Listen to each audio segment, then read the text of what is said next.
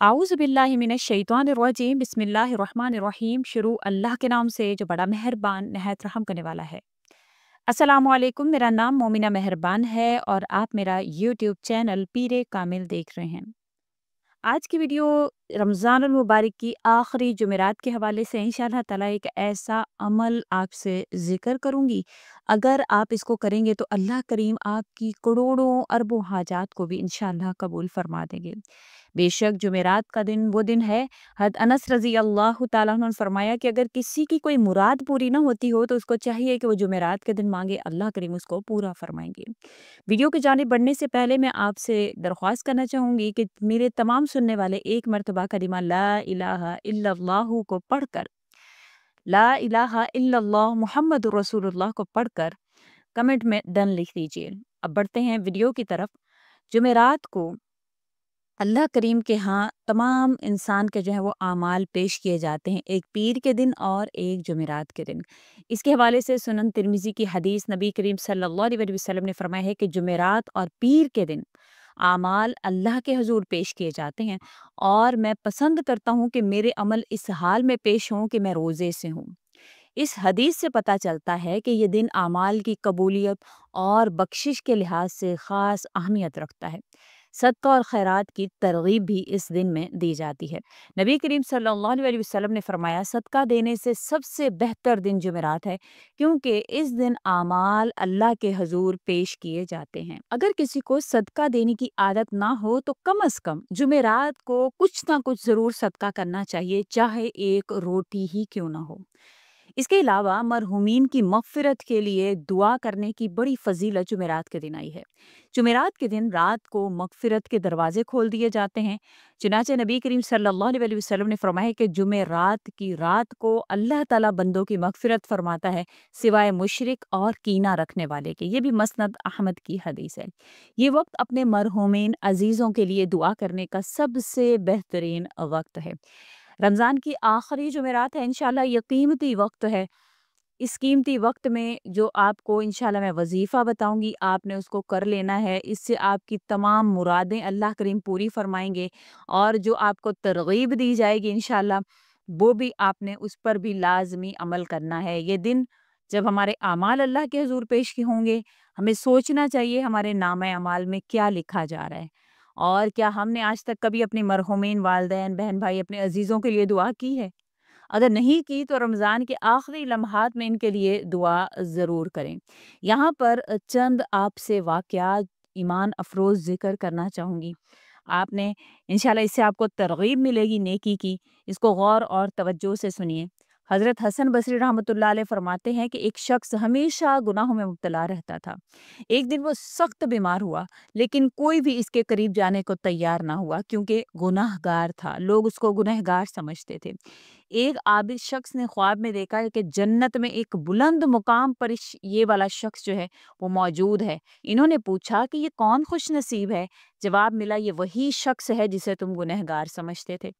जब इस आबिद ने हैरानी से पूछा कि वो कैसे बख्शा गया, वो तो गुनहगार था, तो जवाब आया, ये शख्स हर जुमेरात को दरूद शरीफ पढ़ा करता था और अल्लाह ने इसके दरूद शरीफ के सदके इसके तमाम गुनाह जो है वो मुआफ़ कर दिए। ये वाक़या हमें सिखाता है कि दुरूद शरीफ पढ़ने की बरकत से अल्लाह ताला गुनाहों को मुआफ़ फ़रमा देते हैं और जुमेरात के दिन आमाल कबूल होने के दरवाज़े भी खुले होते हैं। हज़रत अब्दुल्लाह बिन मुबारक रहमतुल्लाह अलैह फ़रमाते हैं कि एक दिन एक शख्स भूख से निढाल था, लेकिन इसके पास खाने के लिए कुछ नहीं था। इसी दौरान एक गरीब आदमी इसके पास आया, रोटी माँगी। वो शख्स अपने अंदर मौजूद भूख के बावजूद रोटी इस फ़कीर को दे देता है। इस रात इस शख्स को ख्वाब में नबी करीम सल्लल्लाहु अलैहि वसल्लम की ज़ियारत हुई। नबी करीम सल्लल्लाहु अलैहि वसल्लम ने फरमाया, अल्लाह ने तेरी बख्शिश फरमा दी, क्योंकि तूने जुमेरात के दिन एक भूखे को खाना खिलाया था। अब ये वाक़या हमें सिखाता है कि जुमेरात के दिन सदका और खैरात की बरकत से अल्लाह ताला न सिर्फ दुनिया में बरकत अता फरमाते हैं, बल्कि आखिरत में भी हमारे दर्जात बुलंद फरमा देते हैं। एक नेक औरत نے خواب میں اپنے والد کو دیکھا کہ وہ بہت اچھی حالت میں ہیں، جنتی لباس پہنے ہوئے ہیں۔ وہ حیران ہو کر پوچھتی ہے، ابا آپ کو یہ مقام کیسے ملا؟ والد نے پوچھا، بیٹی تم ہر جمعرات کو ہمارے لیے دعا کرتی تھی، صدقہ دیتی تھی، ہمیں یاد کرتی تھی، اللہ نے تمہاری دعا قبول کر کے ہمیں بلند مقام عطا فرما دیا۔ یہ واقعہ ہمیں سکھاتا ہے کہ ہمیں اپنے مرحومین والدین کے لیے زیادہ سے زیادہ دعا کرنی چاہیے، خاص طور پر جمعرات کے دن، کیونکہ اس دن مغفرت کے دروازے کھول دیے جاتے ہیں۔ حضرت فاطمہ رضی اللہ تعالی عنہا جب یہ جمعرات کی رات عبادت میں مشغول ہوتی تو وہ خصوصی طور پر اللہ تعالیٰ سے دعا کرتی تھی، یا اللہ میرے سب اعمال کو اپنے حضور قبول فرما اور مجھے جنت میں ان داخل ہونے والوں میں شامل فرما جن کے لیے سب سے پہلے دروازے کھلیں گے۔ ایک دن نبی کریم صلی اللہ علیہ وسلم نے فرمایا، قیامت کے دن سب سے پہلے جنت کا دروازہ حضرت فاطمہ رضی اللہ تعالیٰ عنہا کے لیے کھولا جائے گا اور وہ سب سے پہلے جنت میں داخل ہونے والوں میں شامل ہوگی۔ یہ ابن ماجہ کی حدیث ہے۔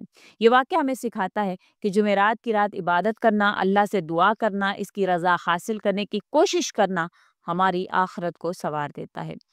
یہ واقعہ امام ابو حنیفہ کے زمانے کا ہے کہ ایک شخص جس کے پاس کھانے کے لیے کچھ نہیں تھا، بھوک کی حالت میں ایک روٹی خریدنے گیا، لیکن اس کے پاس پیسے کم ہو گئے۔ دکاندار نے سخت لہجے میں کہا کہ روٹی نہیں ملے گی، جاؤ جاؤ۔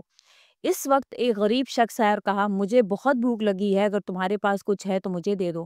وہ شخص جس کے پاس پیسے کم تھے وہ روٹی خرید سکتا تھا، لیکن اس نے اپنی بھوک برداشت کی اور وہی تھوڑی سی رقم اس غریب کو دے دی۔ رات کو اس شخص نے خواب میں دیکھا کہ اللہ کے نیک بندوں کو جنت میں خوش و خرم دکھایا جا رہا ہے۔ جب اس نے پوچھا کہ مجھے جنت میں کیوں دکھایا جا رہا ہے، جواب ملا تو انہیں جمعرات کے دن کسی بھوکے کو کھانا کھلایا، اللہ نے تیرے لیے جنت کا دروازہ کھول دیا۔ یہ واقعہ ہمیں سکھاتا ہے کہ جمعرات کو کسی بھوکے کو کھانا کھلانا یا کوئی بھی نیکی کا کام کرنا جنت میں اعلیٰ مقام عطا کر دیتا ہے۔ بے شک یہ جو تمام واقعات ہیں آپ سے اس وجہ سے ذکر کیے ہیں کہ آپ کو ان سے ترغیب ملے کہ جمعرات کے دن میں اعمال کرنا، نیکی کرنا، صدقہ کرنا، اللہ کے حضور اعمال کرنا، درود پاک پڑھنا، یہ تمام تر آپ کے جو درجات ہیں اس کی بلندی کا باعث بن جاتا ہے۔ اللہ تعالیٰ سے مانگیے اور اس طرح سے مانگیے کہ اللہ کریم آپ کی دعا کو ضرور بضرور سنیں۔ اب رمضان المبارک کے آخری جمعرات کا خاص وظیفہ جو ہے وہ یہ ہے کہ آپ نے کیا کرنا ہے۔